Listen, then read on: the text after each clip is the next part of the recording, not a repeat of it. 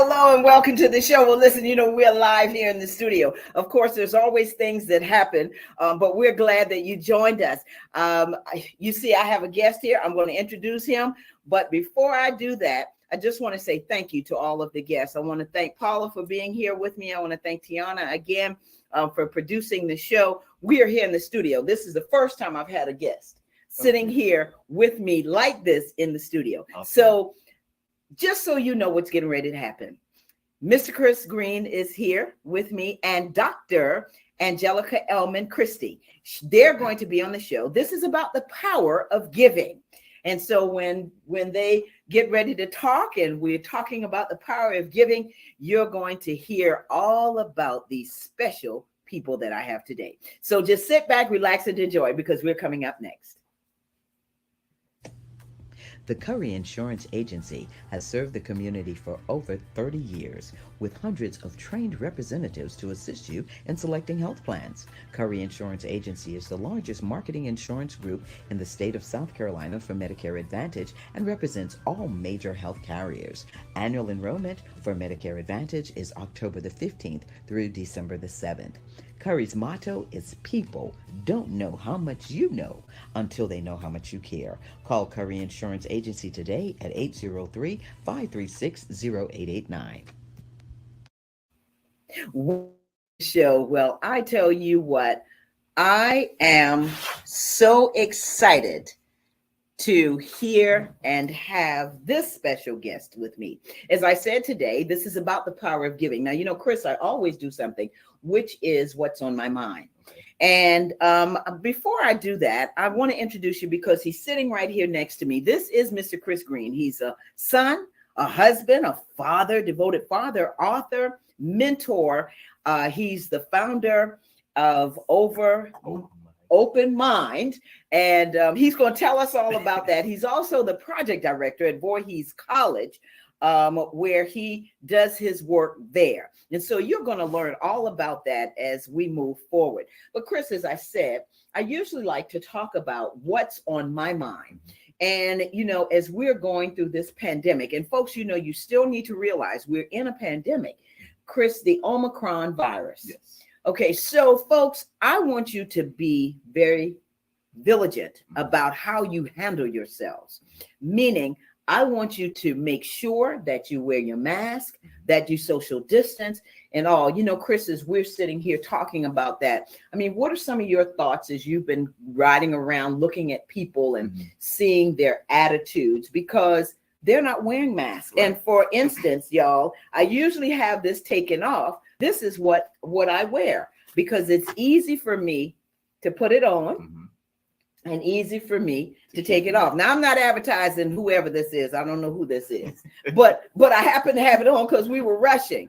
But what are your thoughts about what's happening now and how people's attitudes are? Do you think that people really realize that this is a serious virus and we're in a pandemic? Well, Tammy, I think that people have got relaxed with the virus. We've overcame. Well, I guess we've overcame the first variant of the virus, and people have kind of got relaxed for not wearing their masks, not social distancing, and there's just so many different things that's going on now in our society when it comes down to this virus, where they don't take it seriously anymore. Right. And they look at the government as they don't know what they're talking about when it comes down to our safety. But our safety is very important. And people now is just not taking this virus seriously anymore. Yeah. And, folks, and as I said, this is what's on my mind. I always want people to understand that we have to take control over ourselves. It's no longer waiting for the government or waiting for somebody to tell us. We've got to take action. Right. And I'm telling you, folks, when the governor of New York, when she said that she was placing New York in a state of emergency, the one thing that struck me the most was, okay, she's a governor, right, high official, government talking to government. They know what's going on. Right. I don't want you all to think, I'm a microbiologist, I don't want you all to think that these viruses and these mutations are just now popping up. Right. They've been here. They've been here. Right. And they're not saying anything about it because they don't want you to panic. Right. I don't want to panic, but I'm telling you right now, folks, if you do not take it seriously, you do not get those vaccines, we're going to be in a world of trouble. And I have lost, family members as well to COVID, and friends who have lost members to COVID. Right. And so I just wanted to say that's on my mind. I want people to really take this seriously. Right. And I really believe that we need to take our life and our health serious. Like you say, you lost family member. I've lost my dad back in September for COVID. September 21st.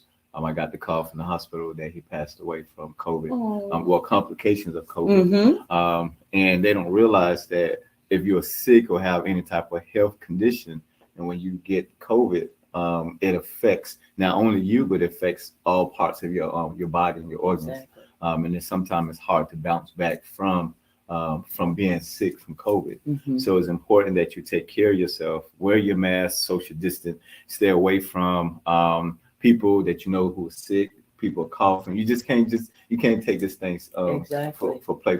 Exactly. And we got to take it as serious as possible. Yeah. And one thing you said about that was how it affects the body. Right. But the other thing, that it affects the family. Everything. It affects the family. It affects the economics of the Mhm. family. It affects the psychological being of the family itself. There are so many ways that COVID has really just shown its head. Right. But one of the things that I like to tell people is that for me, it was a reset. For me, it was a time for me to rebuild, a time for me to revive, a time for me to regain a sense of who I am and looking at life differently. Right. And so that segues into why you are here. Because as I'm thinking about, you being this mentor, this author, kind of talk about your experience, your childhood, and how you became this mentor and author. Because, I love to hear this story. So let's see, where do I begin? So as a child, I grew up in Florida. Hollywood, Florida, where mentoring was not the thing. We was kind of like one of those kids just kind of freelance and did what we want to do and what have you. And when I moved to South Carolina, again, I still didn't have a mentor. But when I got to college, that's when I had a mentor. I had someone that came into my life that had guided me along the way, showed me what to do, how to be a man, how to study, how to take life serious, and all these different things like that. So when I graduated college and moved to Orangeburg, I realized that mentoring is very vital to our young people, especially to our males, because we have a lot of our males now who's lost, and these males need a male role model that's going to help them to understand what life has to offer. There's more to life than drugs. There's more to life than, partying and all this other negative things. There's a lot of great things that you can do in life besides doing all those negative stuff. And so what I want to do is pay it forward to the city of Orangeburg and bring back the things that I've done and the experience that I've had with a mentor and mentor some young male in the city. And that having said that, talking about being a mentor, and your book is called Mentoring at its Best. Yes. So talk about what it's like to have written this type of book, and what was your thought process as you were thinking about how you were going to take care and really take care of these young men, and what you wanted to say to them. Yeah. So when I wrote that book, Mentoring at Its Best, stories of young men who triumph over adversities. And basically what the book talks about is young men who overcame challenges and struggles in life. We've had stories where a young man who grew up with his father, but didn't have that relationship with his dad. And then all of a sudden, him and his dad were fighting, and then he turned to drugs. At the age of 18, he dropped out of school, didn't have no hope, had nothing to look forward to but drugs. And he started smoking marijuana first, and then it turned to crack cocaine, and then so forth. And then he became addicted to it. So when I came into his life, I was able to assist him with overcome those struggles that he was dealing with between him and his dad, number one. And then number two, let him understand how important he is to him and to society. And I wanted him to know that he is loved, and that he don't have to turn into drugs for that support that he needs. You know, a lot of times people turn to drugs for various reasons. Exactly. And he turned to drugs because he needed that outlet, and he didn't have that outlet. So, and when I wrote that story about him, I wanted him to understand. I want some young men to understand when they read this book, this story, to know that don't turn to drugs because that's not a good outlet. You know, pray, you know, come and talk to someone. You know, there's a lot of people out here that's willing to talk to some young men about their life, about their stories, about their struggles and challenges. So that's one of the reasons why I wrote the book, because I needed some men, some young men to know that they're not alone, and that they have some things that they have people out here, such as myself, that is willing to sit down with them and talk to them and love on them and let them know that that's someone that cares for them. And you know, and that's so important in this day and time, because as you said, you know, we're going through a pandemic, so that's a whole nother level. Absolutely. You know, being isolated, not knowing where you're going. But I wanted to find out from you, when you wrote Mentoring at its Best, what is your favorite part of the book? Oh man. If you have, listen, everybody says when they write a book, well, I don't really have a favorite part, but there's so many parts. You know, my favorite part is, and because there's two segments of the book. One part of the book talks about stories of these challenges of the young men, and then the second part talks about stories of moms. And my favorite part is stories that these moms share about their boys and how they had to struggle with their sons and the things that they had to do. There's a young man in the book called EJ. EJ was one of those kids that had ADHD. You know, he was struggling a lot in school. He had behavior issues along the way. Mom don't know what to do. She went to the school. She talked to the principal. She talked to the teachers, and no one knew what to do to assist EJ. And so what she did, she turned to a mentor. You know, and we sat down, we talked to him, we figured out what was going on, and I realized that EJ just needed that love. He didn't have his dad. She's a single mom, so she needed someone, a positive role model, to come and assist EJ to understand that he can come and talk to somebody about his issues and his struggles. Because there's a lot of young men in the schools. I worked in the school system for a long time, and there's a lot of young men in the school that dealing with ADHD, they're dealing with behavior issues, they're dealing with being accepted, they're dealing with a lot of different things in life where they go to negative stuff. You know, they go to gangs, they go to drugs, they go to, you know, other things that's not conducive to their lives. And so my favorite part is those mom stories that when they had to sit down and actually think about what should they write or what should they say about their boys, and how they came from the heart to express their love and their concerns about how they need their boys to turn out to be. Wow. So these are stories of actual young men. Yes. I want to show everyone the book, Tiana. You have that book cover, but I want folks to see, this is Mentoring at its Best, stories of young men who triumphed over adversity. And the beautiful part about this is that you preface, you know, you tell the statistics about 46 million young people between the ages of 8 and 18, and how they're growing up without a mentor. So how do you actually become a mentor? When someone is looking at this, they're saying, well, what can I do? How can I become a mentor? What do you tell them? You know, being a role model is a mentor. Being that go-to person that a young person needs to go see and talk to, that's a mentor. You know, if you give me some advice and I come to you on a regular, you're a mentor now, believe it or not. So a mentor is just very easy to become. You just have to be more consistent with that, because you can't just talk to me today and then not talk to me again. You're not a mentor. You're just somebody that's giving me some advice. But when you're constantly talking to me and beating me up, I use that term, beating me up, but talking to me and encouraging me and trying to inspire me to do well and to do better in life, and show me things that my dad, or show me things that I would never dream of in life. You're a mentor now, you know, and it's very easy to become a mentor. People often say, well, how do I be a mentor?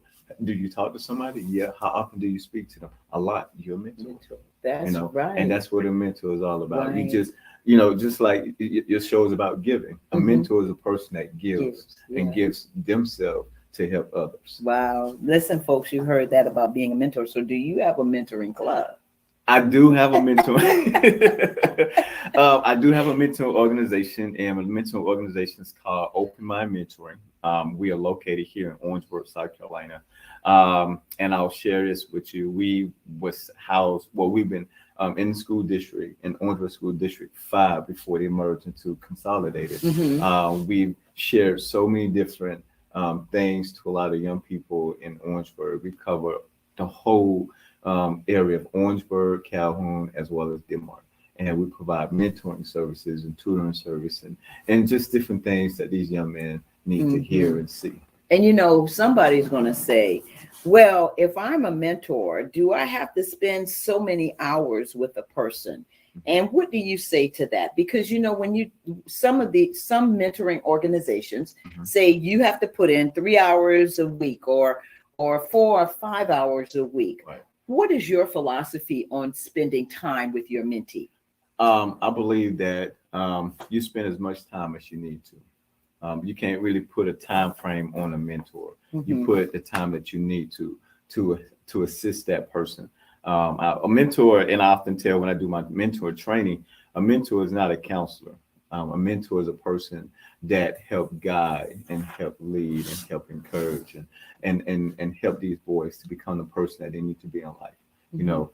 So the time frame that you need to spend, it depends on you. Depends on the person that you're mentoring. You can talk to me today, and then tomorrow we don't have to talk, but then we can talk again next week. Or depends on the relationship that we have, or it depends on my need, because I may have a need that may need more attention from you.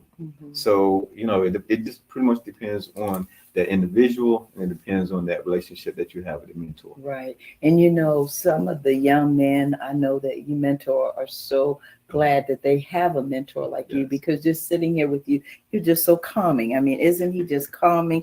And the way he talks, and he just says, okay. So what happened today? But how do you find your young men that you're able to mentor? Right now I'm getting referrals. Referrals from, just word of mouth. A lot of people hear about me and they hear about the things that we're doing in the community. Even with the schools, I built a relationship with some of the guidance counselors, some of the teachers in the schools. So when they find out a young man who really need the services, they'll reach out to me, make a referral. And what I typically do is sit down with that individual and their parents, and then just talk about some of the things that we can do together. And then how I can be able to spend some time with that young man, so they see what we can, what he need help with, or what type of services or mentoring program, mentor service that we can do to assist him. Yeah, because it's important. I think that's important when you reach out to young men. And I think it deals with the type of personality that you have, because everybody, let's face it, everybody can't be a mentor. No, everybody cannot be a mentor. Right, because you have to have, and I love what you said, you have to have that special relationship. Right. And that's just like having a relationship with friends, but with young people, it's a little different, because now, you got to speak their language. Somebody said, well, what is that? Young Joe, young Jock, one, this one and that one, and all of that. And I said, yeah, I know who that is. They said, well, how do you know? I said, remember, I have a daughter who is young. So you got to keep up with the times, right? So how important is that? Well, I watch a lot of social media, Yes. Instagram, and then of course BET, TV. All of these things kind of keep you up to date with the latest music and the latest fashion and all this other stuff, like you are today. You see this? But a lot of times, you have to kind of get to those kids' level or individual level, period. Right. You have to get to their level, and you have to identify, what they're listening to, because everything they listen to is not always good stuff. That's right. And every language they talk is not always good language. So sometimes for me as a mentor, what I do is get on their level. I may not talk their level or their language, But what I tend to do is ask them to explain what they're talking about. Exactly. And the biggest thing that you do is you build relationship. Relationship is very important when it comes down to becoming a mentor. Mhm. Judgment totally out the window. You cannot go into anybody, male or female, and try to Mhm. mentor them with judgment. That's true. Because at that moment you're gonna lose them. That's it. The wall is up. You're done. The wall Right. is up. And I tell people all the time, yeah, I may be certain age of da, da, da, da, but you have got to, as you said, Right. you've got to meet them where they are. Exactly. And yeah, I'm there. The latest dance, the latest this and that. And when you do that, young people start to open Right. up. They tend to open up. Right. They Right. do tend to open up. Mhm. What is one of the stories that you may want to share with us where you had a great impact on someone that you thought you might have lost? Ooh, it's funny you said that, and I'm glad you asked that question. Um, there was a young man that I've been mentoring for a few years now, and this happened recently too because you just mentioned it. I was losing him. Had this bond with him. He was like my son. Losing him, didn't know what was going on with him. And then a few nights ago, he called me or he texted me and said, "I need you." And I'm like, wow, 3 o'clock in the morning, I got a text. Okay, what's really going on? And so the next day I called him up and I said, "Hey, I'm coming to see you today." I waited at his house. He came home from school and we chatted. And he began to open up and to share so many different heartfelt things that he's been dealing with in life. And it's been very emotional because just to see a young man cry and open their life up, to me, it's just more like, wow. Because you don't get that too often where a young man just being vulnerable to another guy to say, "Look, I need help." And so that's one of the stories that I have. It's just him just opening up. I lost him to the streets, but he came back. He came back. I thought I lost him to drugs. I thought I lost him to alcohol, and very young, but he came back. Wow. And so what I'm doing now is just constantly, talking to him, checking up on him, send my morning text, "Good morning, praying for you, have a great day, I love you," things like that, because they need to hear that.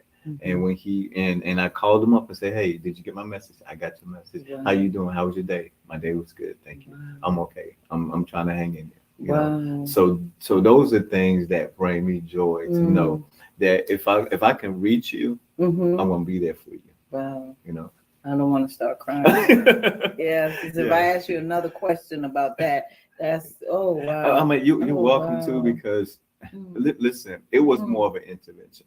I'm a certified life coach, and when I provide like that life coaching session with him and his mom, it was so heartfelt until I went into tears, just to know that connection that mom thought she lost her son, but now that he came and cried on her shoulder and said, "Mom, I love you." Wow. Wow. Okay. All right. All right. Yes. Wow. Yes. Wow. And as you're sitting here, and it's something you said, you send inspirational messages.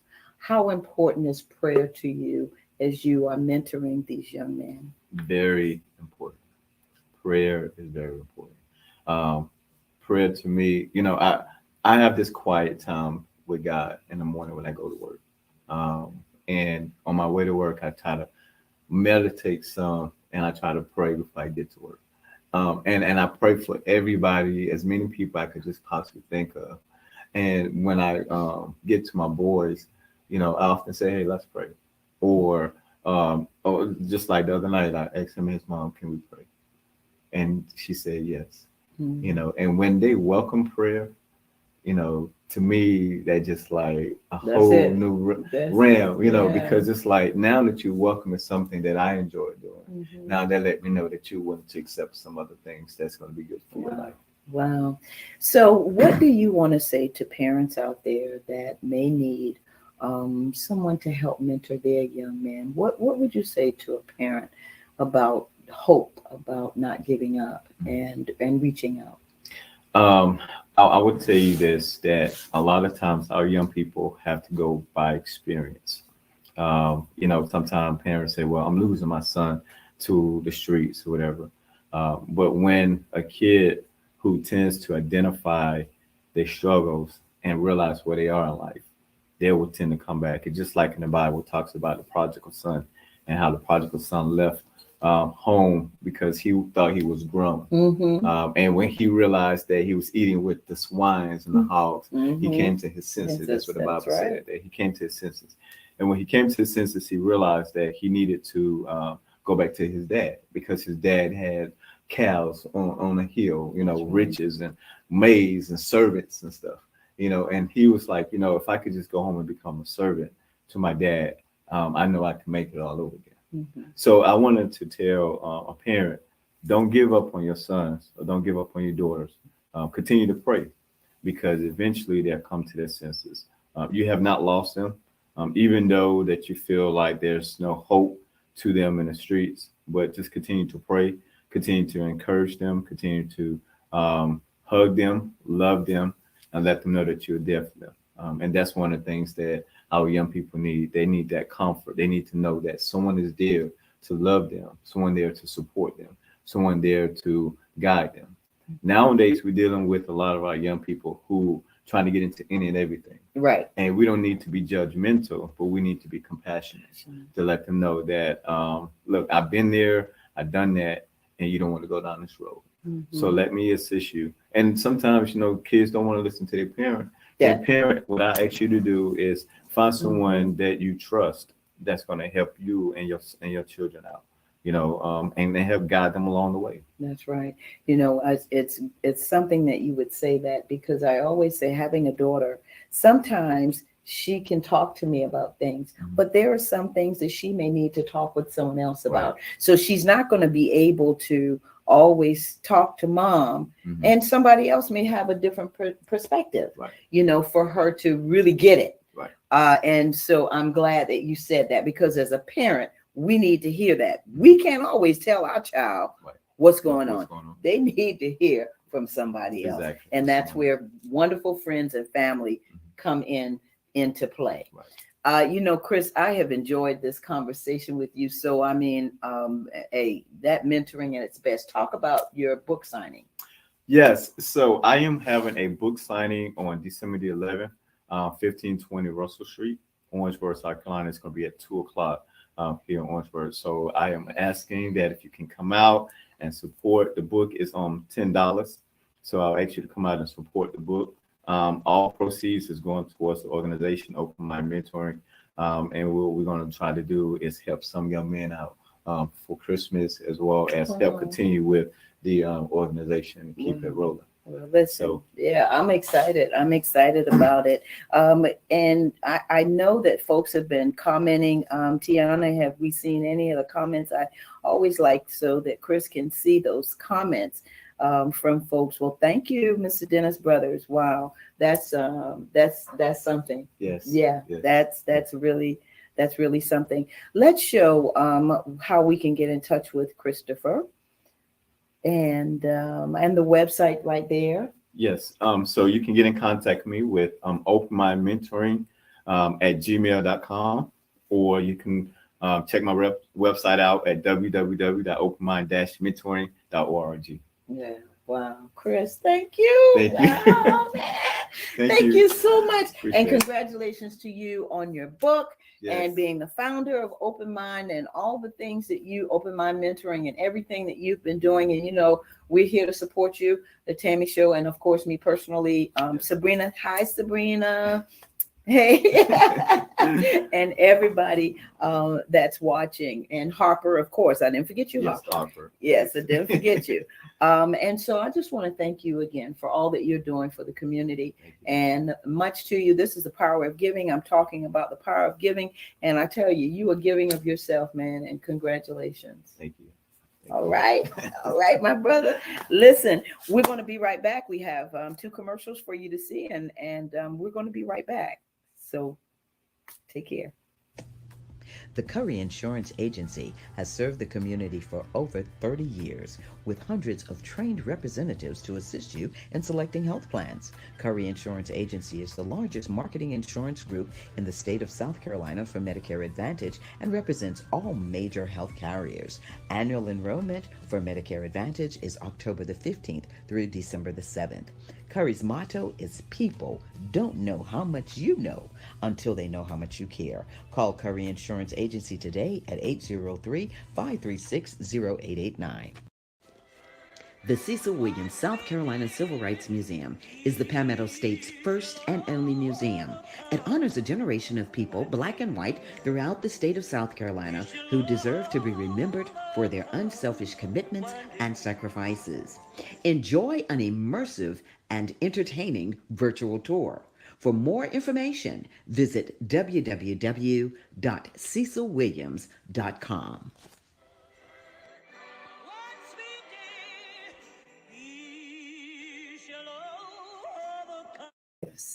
Welcome back to the show. Well, I tell you what, I am so blessed that we had Mr. Christopher Green on the show.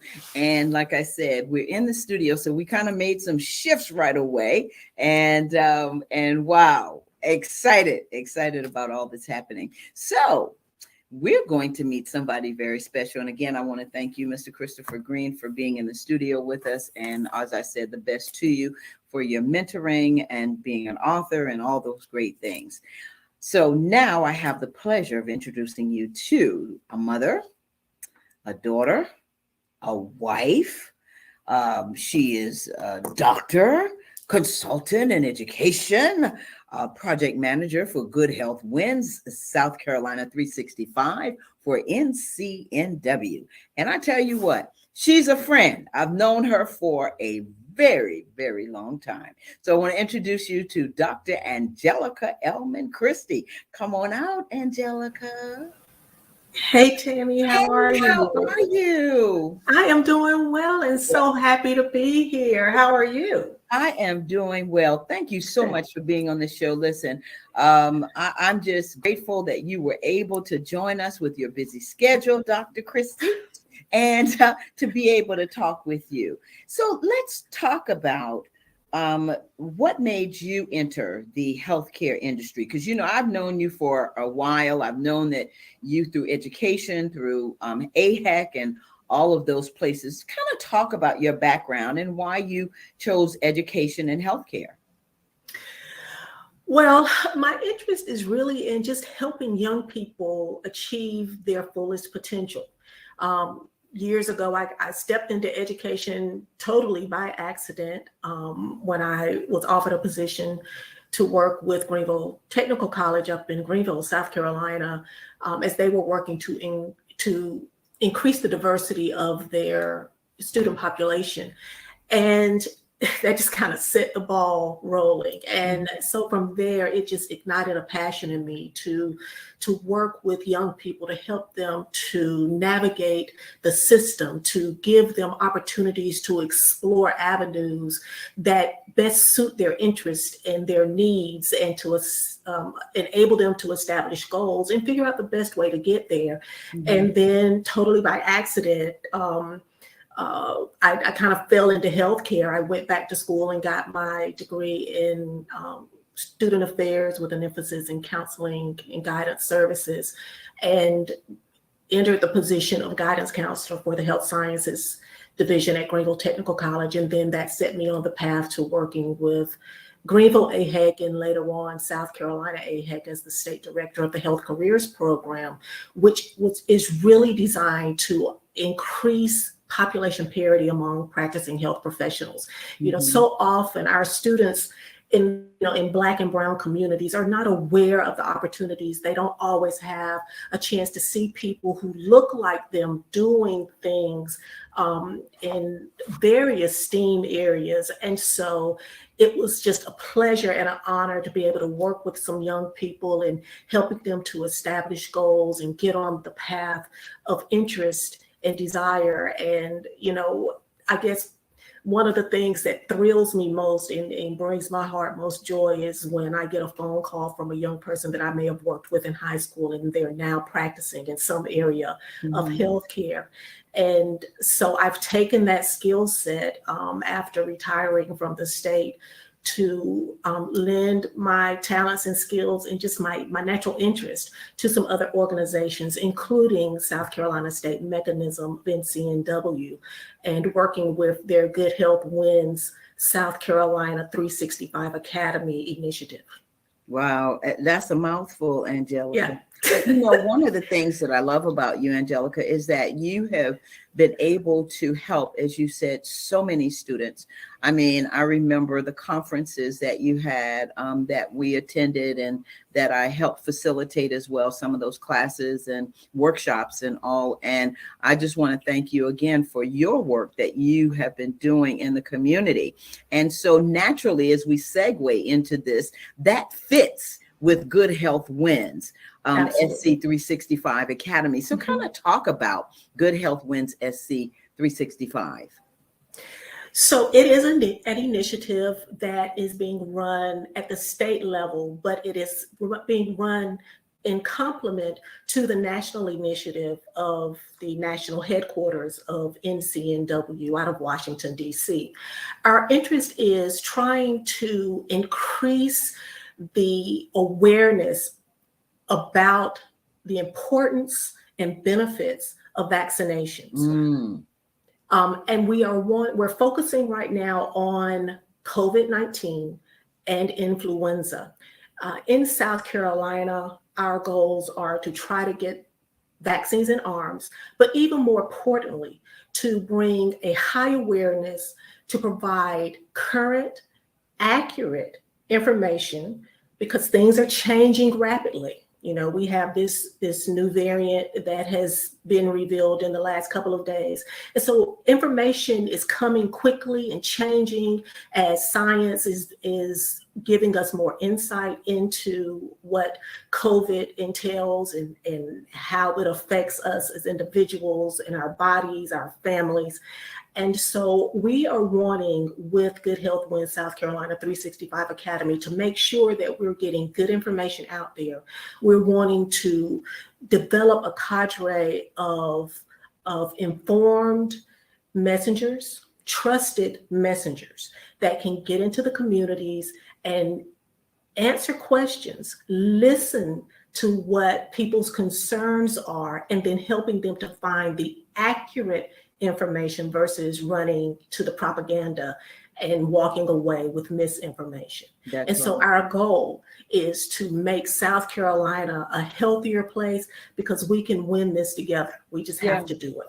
We can. And, you know, unfortunately, as you talked about, you know, the misinformation that's going on. I mean, I've heard young people talk about, you know, looking at Twitter and Facebook and all of the other places, even recently, you know, the Daystar Television, where it's the anti-vaccine and all of that kind of propaganda.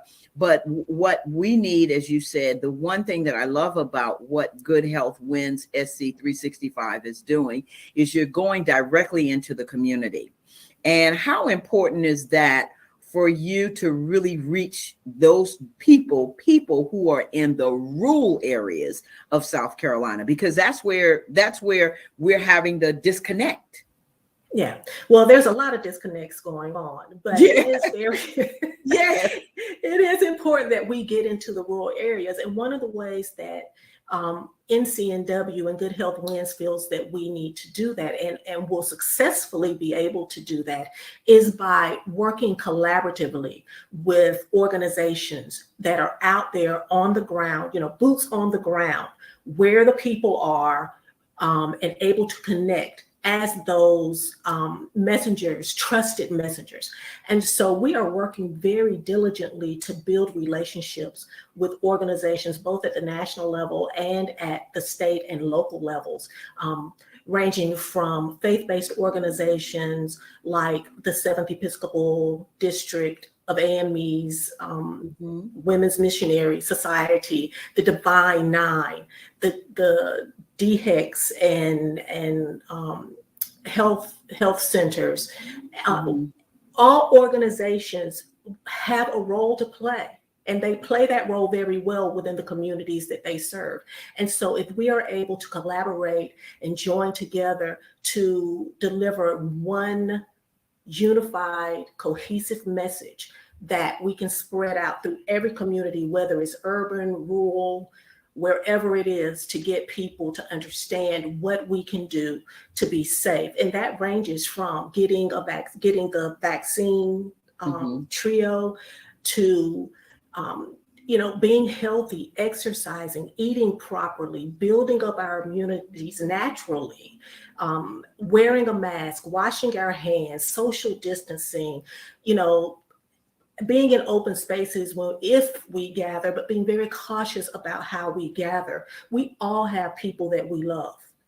Mm-hmm. And it's important that we take care of those people. So it's not just about me and my personal health. It's about how my health will affect the people that I love. I live with my 86-year-old mother, and I am her primary caregiver and need to take care of her. And the last thing I want is for her to be sick. So I'm very cautious about where I spend my time and who I'm around and how I carry myself when I'm outside of this house. Mm-hmm. And, that's one of the things we were talking about in the introduction. As we were saying, it's important for you to be able to pay attention to the people that you're around. If somebody has been sick and you've been out there and hanging out, no mask and all of that, you don't need to be going home. You don't need to, be around grandma, grandpa. Mm-hmm. You don't need to be hanging out. Exactly. Come on. Because you don't know if a person has been exposed to COVID, if they're carrying the flu, and so it's okay to say, I can't be around you if you refuse to mask up. It's okay to say, well, I love you, but you can't come visit if you haven't been vaccinated, because it's okay to be cautious. It's okay to be overly cautious. And so those are the messages that we need to send. But also to provide avenues where people can go and get the vaccine, but to make sure that they understand it's okay if you have questions, but get accurate, science-based answers to those questions. Exactly. And Angelica, we keep saying NCNW, and I know somebody is probably saying, what is NCNW? The National Coalition of Negro Women. National Council of Negro Women. Negro Women. I'm sorry. We're coming up on our Founders Day. We were founded on December 5th in 1935 by the fabulous Dr. Mary McLeod Bethune. Yes. And so we are celebrating her this weekend in South Carolina. We're actually hosting a virtual tea. Our theme is hats and ties. And so we're inviting the gentlemen as well as the ladies to join us virtually. It's no cost to attend. We're asking everyone to wear their beautiful, lovely crowns and hats, and the gentlemen to wear their ties. They're invited to wear their hats if they wear those nice fedoras. But we are going to celebrate the founding of NCNW, which is an organization of organizations, because Mary McLeod Bethune had the vision to create this platform and opportunity and avenue for organizations to come together and work collaboratively to make change in the community, to better the communities for women, their children, and their families as a whole. And so we are excited. Our tea is this Saturday, December 4th at 5:00 p.m. We will meet via Zoom. You can register. Again, it's free. Register at bit.ly/Founders Day SCNCNW. So bit.ly/Founders Day SCNCNW. We will provide some information about how tea benefits our health, but we have on our agenda the illustrious Dr. Janetta Bush, who is Dr. Janetta Bush Cole, who is our executive director. Our national president. I'm sorry, I'm getting flustered. We are excited. Yes. Going to spend time with us. We will also have our executive director, Miss Janice Mathis Esquire, as well as Dr. Thelma T. Daly, who is a wonder in her own right, and she's vice chair, one of the vice chairs of NCNW. It is going to be a fabulously wonderful time. We're going to have a good time as we celebrate the founding of NCNW, and we invite everyone to join us. Wow. I mean, so now I know I'm not going to be able to do it, but I said I was going to be there in spirit, Yes. wearing that hat. Yes. And I know these women and these men, just like Mr. Christopher had on that beautiful bow tie. And so you're going to see the men with their beautiful bow ties and all, but talk about, and I'm going to kind of switch a little bit, and you can tell me a little bit about NCNW and how this has tied into the Good Health Win of all the things that NCNW has done in the past. How has this program made an impact, as you can see it, within the organization? Well, it is, one of the focus areas of NCNW is health and equity. And so it falls right in line with what we traditionally do. But what we are doing is we are serving as we're an extension of healthcare providers and our public health officials to get the message out. We're also assisting in collecting data. What are the reasons that people are hesitant, and how can we address those issues? And so we are, NCNW is a boots on the ground organization. And so we're out there, elbows to the grind, trying to make a difference and to make our community safe. And to keep the people in the community safe. That's right. And so what can we as a community do to help Good Health Wins SC 365? What is it that you want us to do as a community for this initiative? Well, the first thing is be safe. The first thing is just use your common sense and make sure that you are keeping yourself safe, that you're masking up, that you're washing your hands, that you're covering, your mouth if you cough.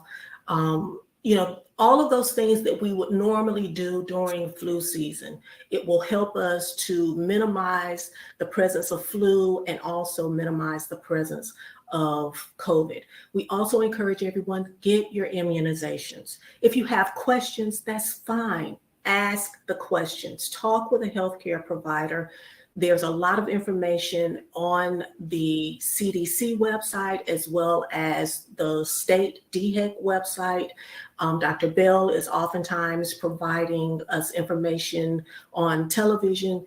And so be cognizant of the information that's being out there. Make sure you're filtering information and validating, making sure that information is correct. Don't just necessarily take someone's word for it, because I think that's where some things are breaking down. And realize this is not a political issue. This is a public health issue. And we need to be, it's no different than any other epidemics that we've had in the past.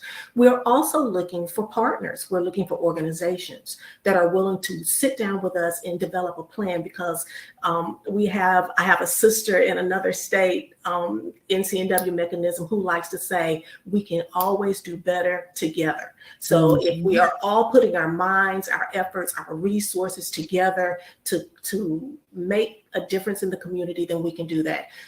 So individuals, organizations, we are very open to developing those relationships. And so people can just reach out to me by email, and I'm happy to have a conversation. Wow. I mean, and this is what we're talking about, the true part of helping your community, being involved in your community, and really making a difference. Because with all that's going on right now, I tell you, we need to help each other. And that's the key. That's right. I love what you said about, it's all about us helping each other and making sure that we are doing what we need to do on our part. And so that brings me to my question as moving forward. What's in the future that you see for Good Health Wins SC 365? What is that strategic plan that you have projected out for this initiative? Well, we are in the process of building that cadre of trusted messengers, Mhm. working with members of NCNW, but also reaching out to some young people. Young people are really good messengers. And so we are looking to identify at least 100 young people, high school and undergraduate students, who will serve as some social media influencers for us to help us get that valid information out. So be on the lookout, and I hope that you'll help us promote that when it's available for the applications. We're considering it an internship position, but it's a non-paid internship position, but we will provide the documentation for students to receive service learning hours or internship hours for credit if they're in school. Mhm. And one of the things I know about you in education is that these students are going to make sure that they know about college applications, and they know about SATs, and they know about PSATs, and all of those good things, and how to get into different careers, because I know Yes. you.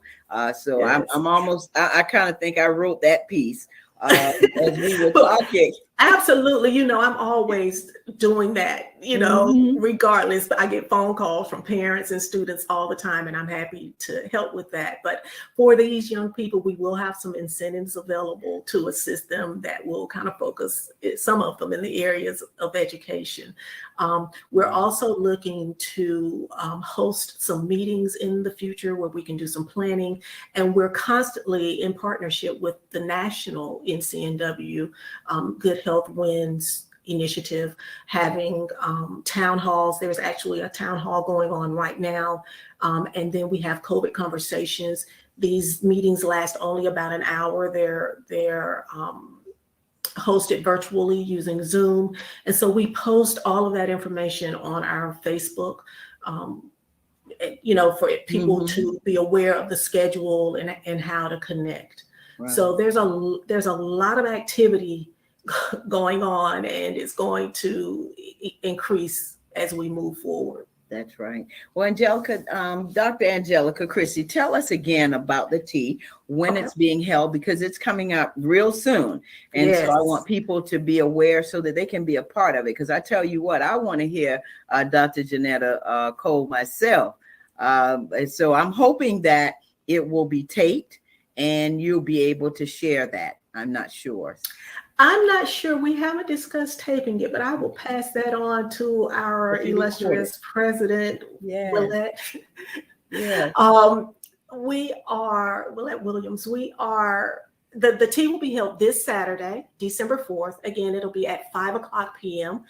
Via Zoom. The room will open at 4:30. And so you can get in and get comfortable. Again, wear your fabulous hat. Gentlemen, wear your hats and your ties.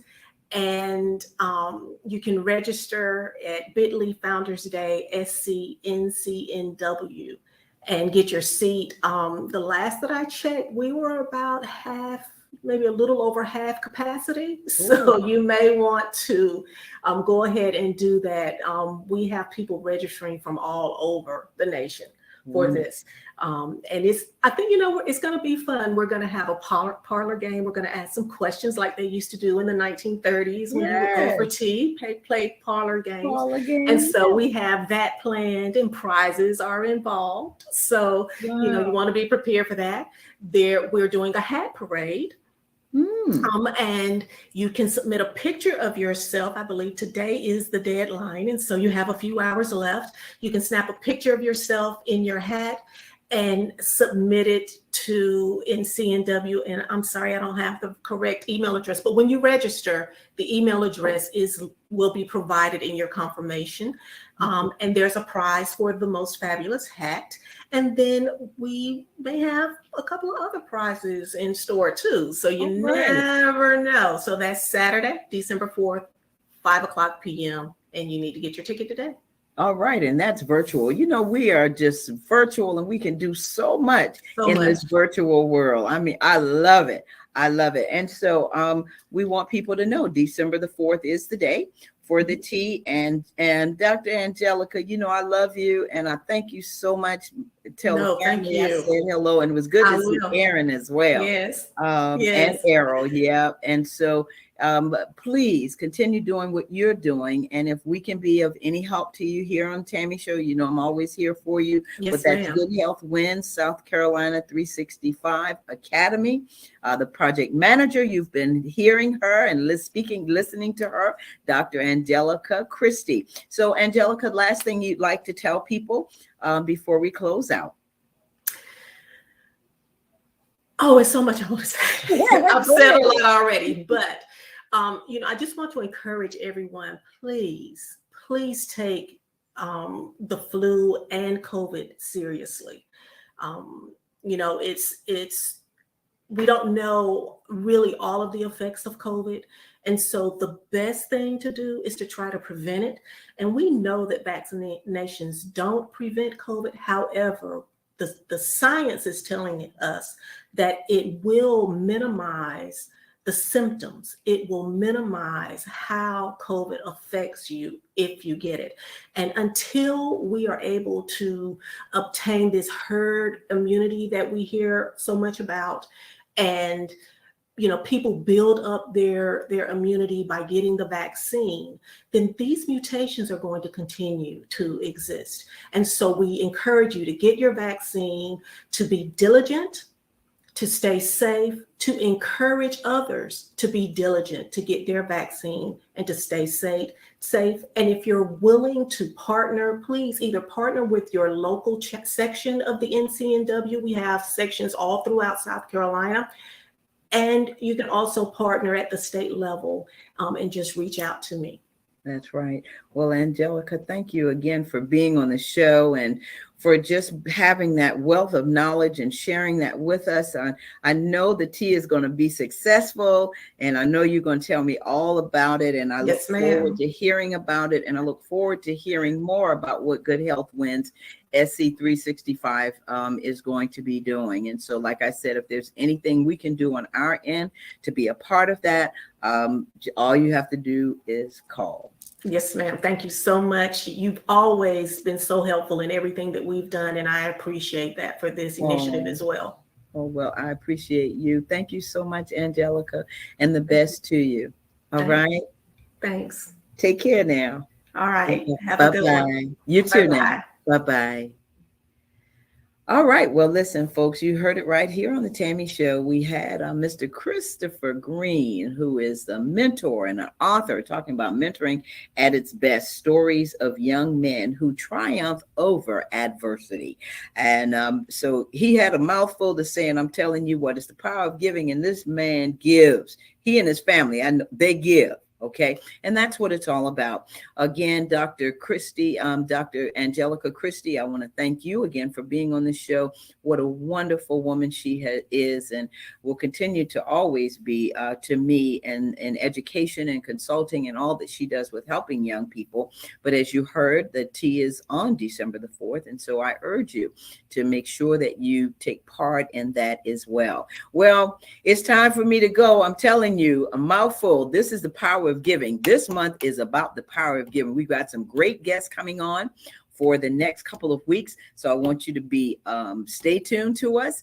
Also, I want to thank Tiana. Girl, you the best. All right, assistant producer, and of course, Alicia, the executive producer, and Miss Paula Payton, who has been here with me, working behind the scenes and just making it happen.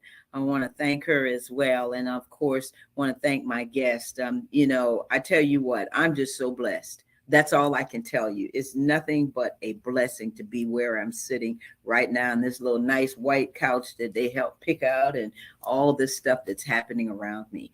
I just thank God. And again, want you to be safe. Please wear your mask, social distance, wash your hands, and remember, be a blessing to somebody today and every day. Until the next time, take care of yourself. Bye-bye.